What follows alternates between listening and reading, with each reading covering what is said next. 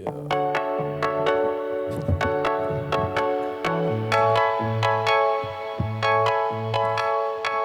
listening to another episode of You Heard It Said with Jesse and Tim, a production of Jubilee Studios. I just got super distracted and started talking to who's buzzing? Who's buzzing? I'm buzzing. Is it Jesse? Feels like I'm buzzing. Okay, we're actually gonna start this over because that's bad.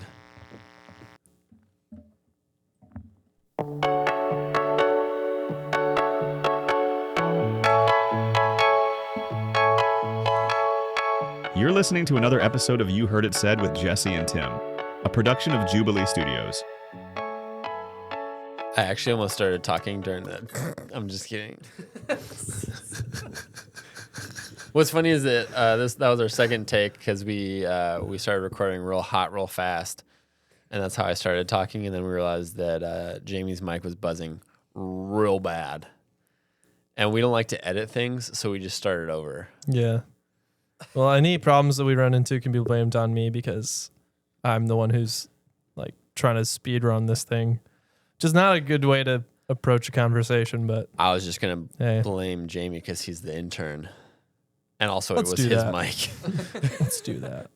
What actually fixed it? You just pulled on the cord. Things around and Did you try turning it off and turning it back on again? Well, it was like your cord. Yeah. It honestly was when you moved your cord off that power strip. Electricity going through your cord or something. Maybe we shouldn't touch that. It is an old power strip. Let's go. That's a thing. The older, the better. Yep. Well, as we're recording this, speaking of old, the chapel just got torn down. True. Yeah, dude. Yeah. That was quite the sight to that behold. was a morning. Yeah, we're recording this on Tuesday, the 24th. As my brother called it, the destruction of the temple. Yeah. Too bad we didn't call it the youth temple. Yeah.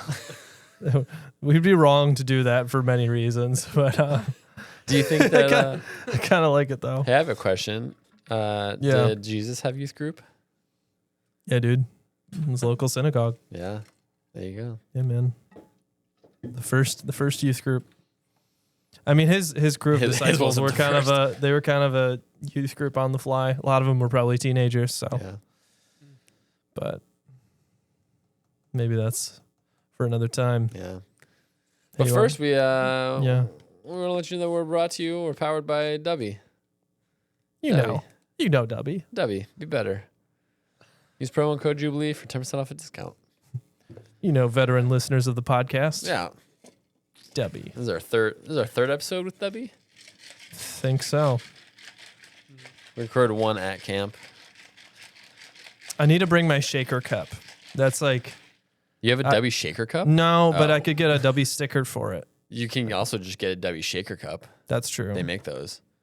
Hey, Dubby, send us a shaker cup. Yeah. Hey, clip that. Clip that. Okay. Okay. Hey, well... Tim is a streamer. Yeah.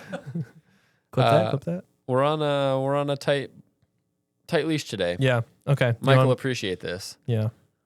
Let's get at it. Yeah. Yeah. So today, I thought we would open the can of worms of this topic of the fruits of the spirit. Oh, this is not a jort, Jesse. So we're just opening. We'll open up the can. We'll see what's inside. Hey, wait. Say that again. What are we talking about today? The fruits of the spirit. That's not what you said the first time. The fruits of the spirit. That's not what you said. What did you think I said? Gifts? No, you said fruit. Singular. Sorry. That's like how it's often termed, like the well, you heard fruit, it said. The fruit of the spirit is blah blah blah. But there are multiple fruits. There's many fruits. Apples, oranges. I can name a couple. You might know some of them. I think that maybe I'm already starting off disagreeing with you today, and that maybe that's all right. Well, let's see. Hey. I got Galatians 5 open, so let's just read it. This is the most famous passage where we get these. I'll back up a little bit because it's always weird, just like hopping in right to like a random passage. Sure. Yeah.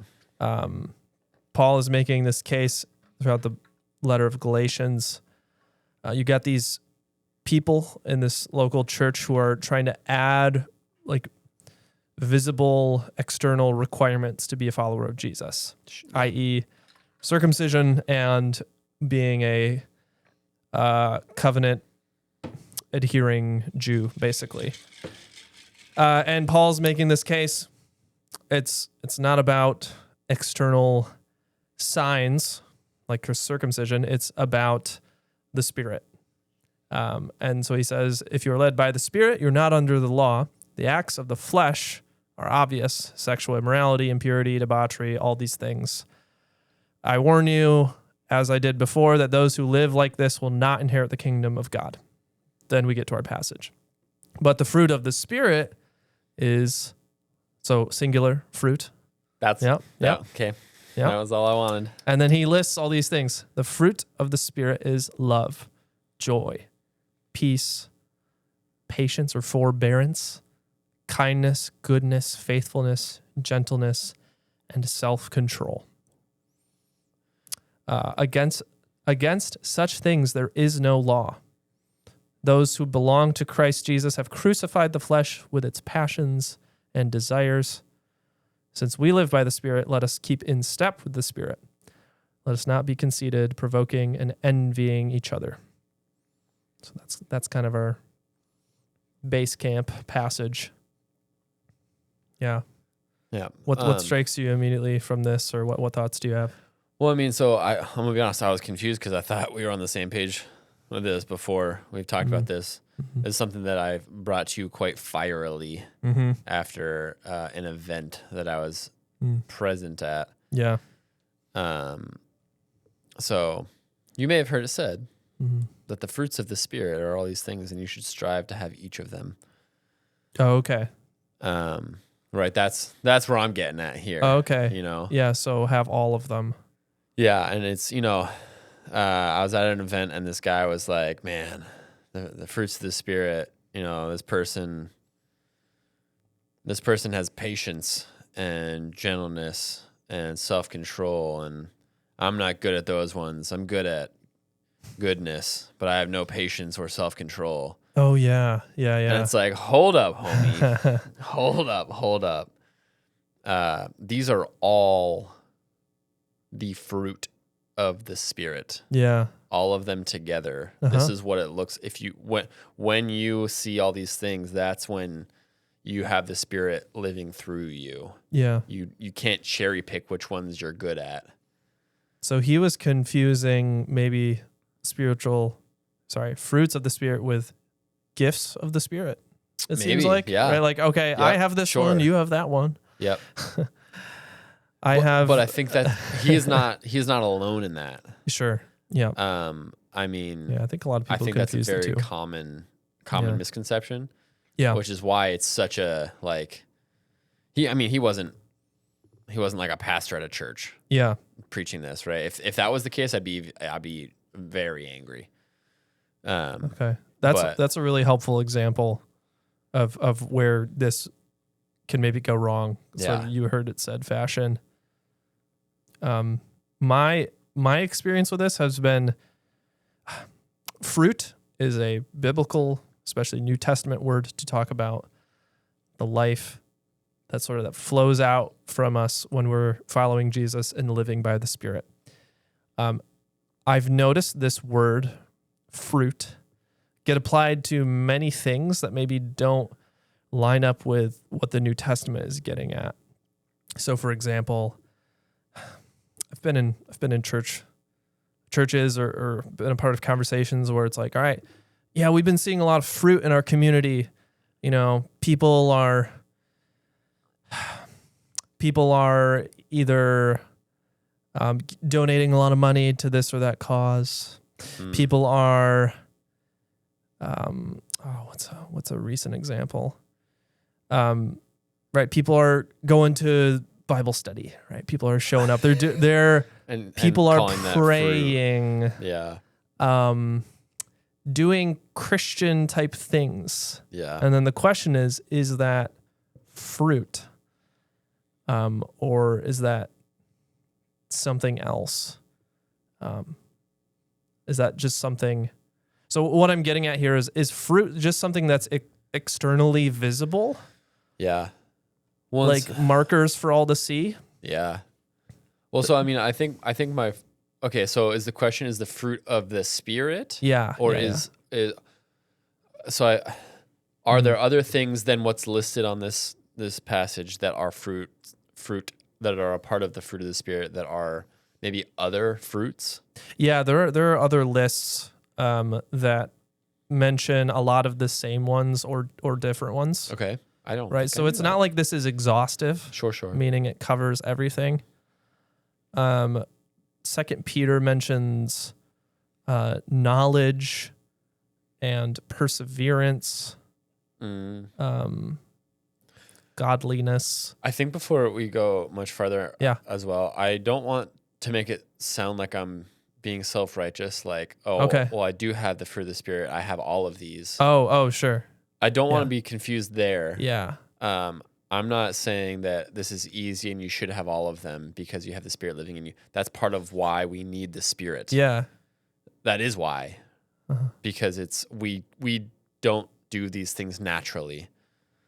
Well, I think the point you were making was it comes off pretty clear. You're just saying you don't just get to pick which ones you can Yes. major in, like, Right, yeah. and others that you can kind of minor or set off to the side. Yeah. Like they're These aren't gen eds. These Yeah. are all and that's where fruit, singular plural, I guess doesn't make too much of a difference, but that these are all markers that the Spirit is working in your life. yeah.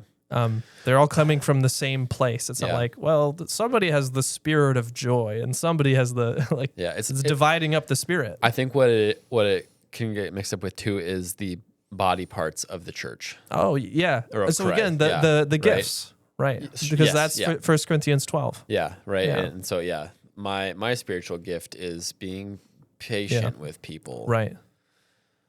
Which maybe Mm-hmm. there's definitely an extra level of that for some people. Yeah. But as far as like, seeing signs of fruit of the church, I don't know. I think I have a little bit more grace there with the idea that like, hey, showing up to regular Bible study is a work of the Spirit in you. Mm. I don't know. I guess I struggle with that being like, oh, look, there's signs that the Spirit is working. People are doing the basic things. Oh yeah. Yeah. Because it's like, wait a minute. That's, you're right. That's like, just, is going to church a fruit of the Spirit? And Right. I would probably say no. yeah, that's, It's a part of the larger picture, yeah, but you can go to church and not be a follower of Jesus. right. Yeah. And that's part of, there's kind of two warnings yeah. What do you go? Two warnings and what do you go? What you doing with the sheep? It's a bad thing in the Bible, by the way. Yeah. So Jesus gives two different warnings. I think they can play off each other nicely. One is just about the idea of fruit. There's something visible about, hey, good trees don't produce bad fruit. You'll know my disciples by their fruit. What he means is by their love, as John, the Gospel of John, brings into the picture. But Jesus also says, and I want to let these play off each other, many will come in my name saying to me, Lord, Lord, didn't we do all these good things? Didn't we drive out demons and raise people from the dead and perform miracles? And then Jesus is like, I never knew you. Yeah. I don't know who you are. What do we do though with that? You just said it, how, Jesus said the way that you'll know you are my disciples, the way they will know is by your love. He singled out one of these. Oh, yeah. He pulled one out. It's the greatest. Right. Mm-hmm. But the greatest, what? Yeah. No, that's a good question. It's the greatest command, right? Yeah. Yeah. I guess we'd have to bring 1 Corinthians 13 into the conversation because that's we gotta where read that the gets Bible brought in. again. Because it's like, is it a gift or is it a fruit? Yeah. Some ways it's it's maybe both. Well, I haven't and really maybe explored this before. And maybe I think that, in this, because he said that the disciples are like, hey, what's the greatest commandment? And he's like, love the Lord your God with all your heart, soul, and mind. Love your neighbor as yourself. And it's like, wait a minute. I don't think I know the commandments. Those two aren't either any of the 10. But it's, it's like, hey, this is actually what it boils down to. Yes. Love is what binds all the other fruits together. Right. And so I think that's where it plays in. Right. So if you don't have love, just like it does for the commandments, you're not going to have joy, peace, patience, kindness, goodness, faithfulness, gentleness, or self-control. Yeah. Right. If you, and there's, what's the passage too that says, if you are, if you do all these good things, if I speak in tongues of men, of angels, but do not have love, I'm only a resounding gong or a clanging cymbal. If I have the gift of prophecy and can fathom all mysteries and all knowledge, if I have faith that can move mountains, but I do not have love, I am nothing. Yeah, I'm glad you brought that up because, love is what ties all of the commandments together, like you just said, and it brings together the fruits as well. Yeah, the fruits, the gifts. And that's where I was wondering, I was like, how does Paul move from talking about gifts, spiritual gifts, right? 1 Corinthians 12 is talking about the body and the many parts. And then I always forget the transition into the next chapter, which is like the love, right? The love chapter. Love is patient, love is kind, does not envy, does not boast. In other words, love is doing all the fruits of the Spirit. I haven't actually thought of that connection before. That Paul is making. But he in order to transition between the two thoughts, Paul has this whole conversation about, all right, we all have different gifts. Then he says, let me show you the most excellent way. And then he begins to talk about love. So they all get sort of brought together in love. In other words, love, this will maybe send things home, especially the lines I've been thinking about it is, love it has external markers. Like you can see love, but also it begins on the inside. Like you can't measure love. You can't,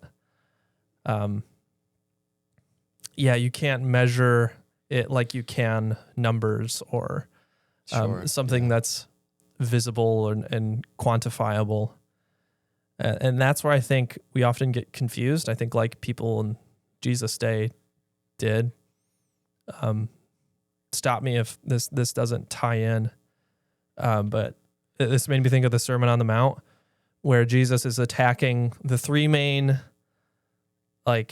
ways to show that you're a good follower of God are prayer, fasting, and giving to the poor. Yeah. And then Jesus attacks the way in which we do them. So if we're doing them, if we're praying, if we're fasting, if we're fill in the blank, reading our Bible, if we're doing profession of faith, if we're I think it's our natural doing all these things to ask the question of how do I mark? How do I measure the fact that I'm doing this? Yeah. And that's where Jesus completely changes the standard. It's not about what we can see. Oh, that person has really profound prayer life. That must be, that's not. A better example would be, oh, that person had a really profound public prayer. And then equating that with, oh, the Spirit must be especially strong in them. As opposed to looking at the way in which they treat others. In other words, you come back to love, right? How much do they love their neighbor? How much do they love God and their neighbor, right? The whole greatest commandment. And I think if we apply that to, right, how we look at other fellow Christians, I think this will be very helpful because it's very easy in our day and age to get caught up in celebrity Christians. It's like, oh, the fruit of, the Spirit must be really working through fill in the blank because he has a large following in the world. He's successful. Yeah, Yeah. he or she is successful. It's like, Which is a very American, yeah, like how we measure success. yeah, And why being a celebrity pastor is so dangerous. yes, Why, yeah. I mean, that was like one of the first things we were taught in college was like, hey, yes, it matters how that there are X number of kids that show up to your youth group because it means that there's the X number of kids that are hearing the gospel, but also that is not how you measure success, right? But we so desire a logical explanation, a logical yardstick, because how do we measure how good camp just was? yeah. That's a really practical example for us. We only had 60 some odd kids there. That's not very big. Yeah. And I mean, we filled all the beds we had. But honestly, the night that I measure it most was Thursday night when all the kids shared about what God was teaching them, and getting to hear that is like, okay, yeah, it's not about how many kids are talking. It's about what they're talking about. Yeah. Yeah. The work that the Spirit is doing in their life. And that kind of brings us back to the whole, sometimes the fruits of the Spirit are, like we read that as like, oh yeah, fruits that are like the Spirit or godly things. Yeah, and it's like, no, these are signs that the Spirit is doing you. The Spirit is the subject. Yeah. You're the one who is a channel for what the Spirit is doing in your life. Yeah, right. Yeah, you're not even doing this. You're not producing you. them. Yeah. Yeah. And that's humbling. Yeah. And I feel like we often see these as like your strengths. And it's actually no, this isn't you. Yeah. Like this, yeah. I've not really thought of that before, because it's kind of like, hey, develop your spiritual gifts so that you can serve God, but also like know that your weakness makes you unable to do any of this. And then all of a sudden it's like, shoot, I no longer feel good about having patience, because it's clearly just God giving me patience, because I have none. Not that I'm saying you should feel bad about that. Honestly, you should be excited about that. Sure. You should be excited to see the signs, but I don't know. It's also that hard, like, you said non-Christians show up to church too. Yeah. There are plenty of patient non-Christians. There are plenty of peaceful, faithful to something. Yeah. Or if you want to play the numbers game, the world is going to win that game every time.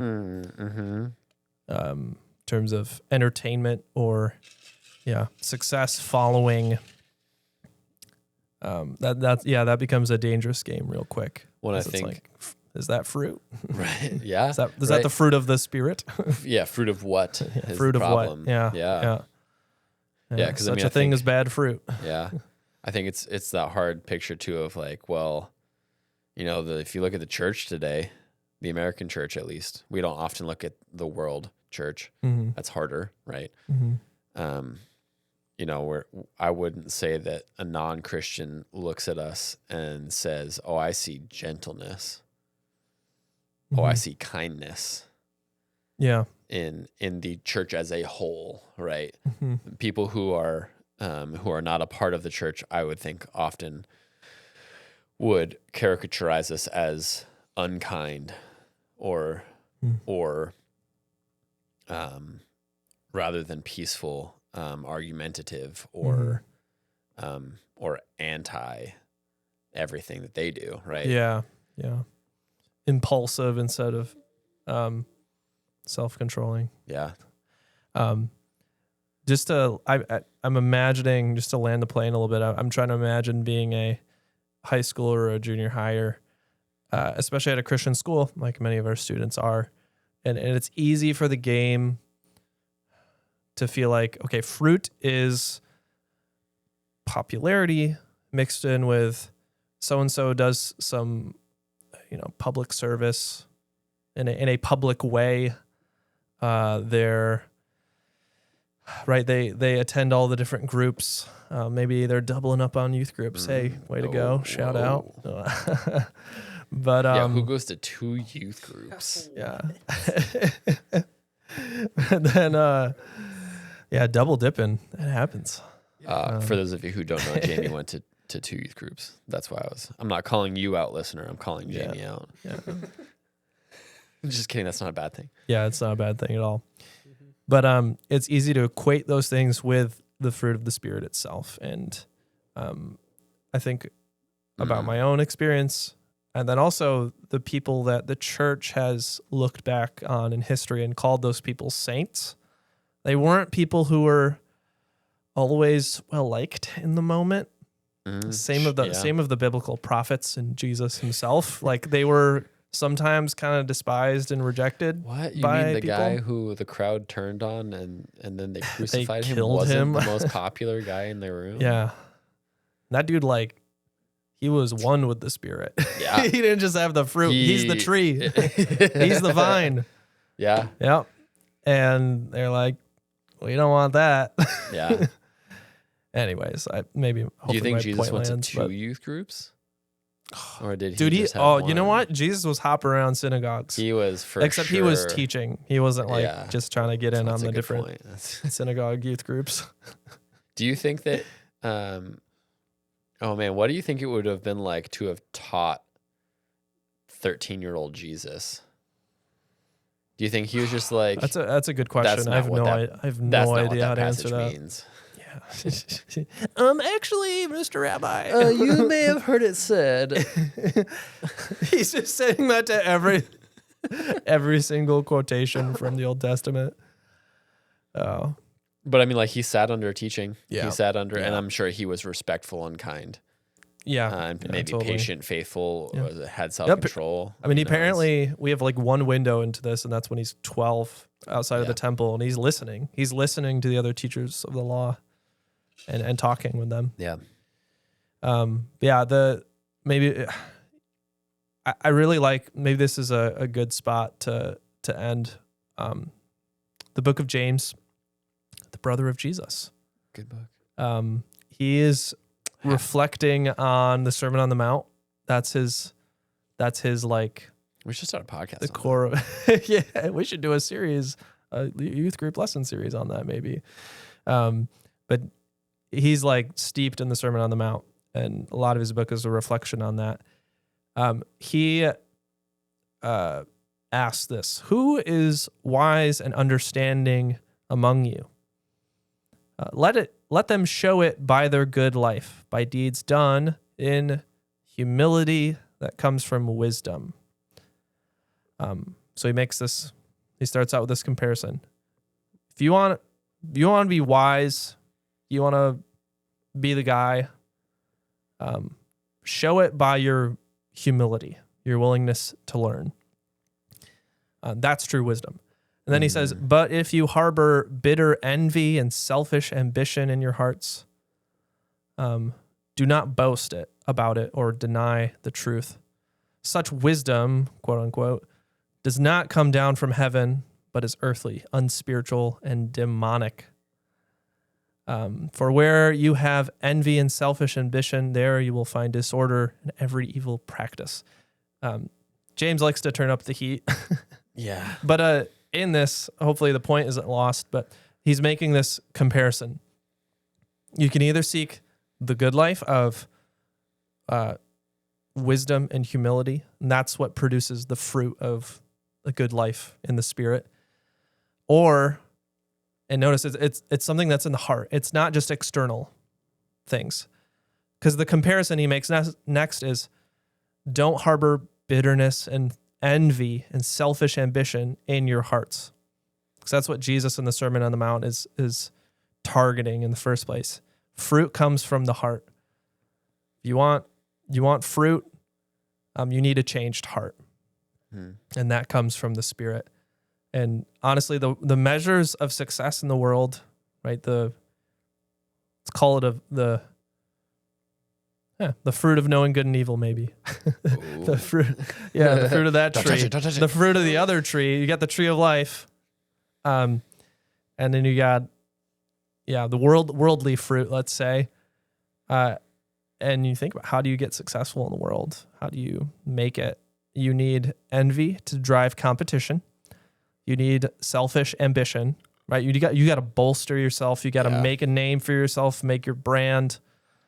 Don't worry about who you're stepping on against. Exactly. Yeah.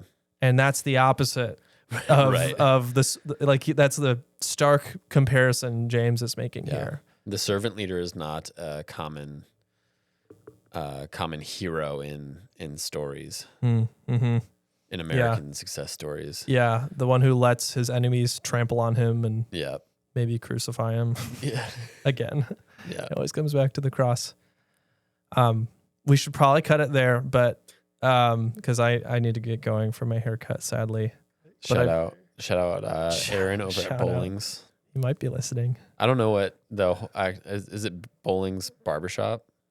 Is that the name of I it? think so. On I Church think Street. it's just called Bowling's. Bowling's. Yeah. Shout out. Shout out. Maybe we'll get a sponsor.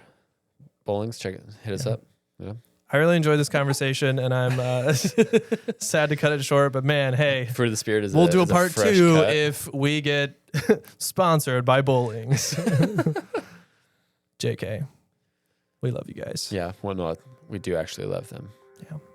Yeah. Well, hey, thanks for joining us. Thanks, Tim. Thanks, Jesse. And more importantly, thanks, Mom. This has been an episode of You Heard It Said, a podcast of Jubilee Studios.